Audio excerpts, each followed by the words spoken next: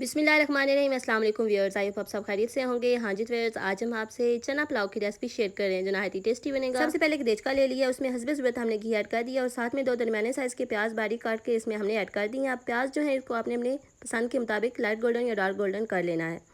प्याज हमारे अच्छे तरीके से फ्राई हो चुके हैं। इसमें टमाटर, हरी मिर्चें ऐड कर लेंगे और साथ में मसाले 1 टेबल स्पून नमक, 1 टेबल स्पून लाल मिर्च पाउडर, 1 टेबल स्पून मोटी कुटी हुई लाल मिर्च और 1 टेबल स्पून हम इसमें बारीक पिसा हुआ गरम मसाला इसमें हमने ऐड कर दिया है और साथ में अदरक लहसुन का पेस्ट इसमें ऐड कर लेंगे। तमाम चीज़ें ऐड करने के बाद अच्छे तरीके से इसको मिक्स कर लेंगे और उसके बाद इसमें चने ऐड कर लेंगे।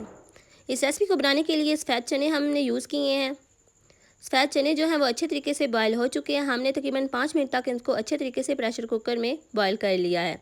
ये अच्छे तरीके से बॉयल हो चुके हैं। 2 गिलास हमारे चावल के हैं, 4 गिलास पानी हमने इसमें ऐड कर दिया है।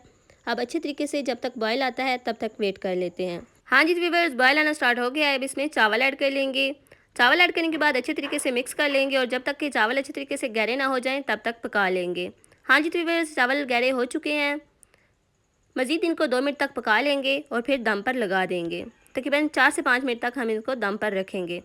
हाँ जी व्यूअर्स, दम हमने उतार लिया। चलते हैं फाइनल लुक की तरफ। माशाल्लाह अल्हम्दुलिल्लाह, देखें जी अल्लाह की शान, नहायत ही टेस्टी, नहायत ही डिलीशियस चना पुलाव हमारा बनकर रेडी हो चुका है। आई होप आपको ये रेसिपी ज़रूर पसंद आई होगी। अगर आपको हमारी ये रेसिपी पसंद आई हो तो यूट्यूब पे हमें सब्सक्राइब करें और टिकटॉक पे फॉलो करें। इसी के साथ मिलते हैं नेक्स्ट वीडियो में। दुआ में याद रखिएगा। तब तक के लिए अल्लाह हाफिज़।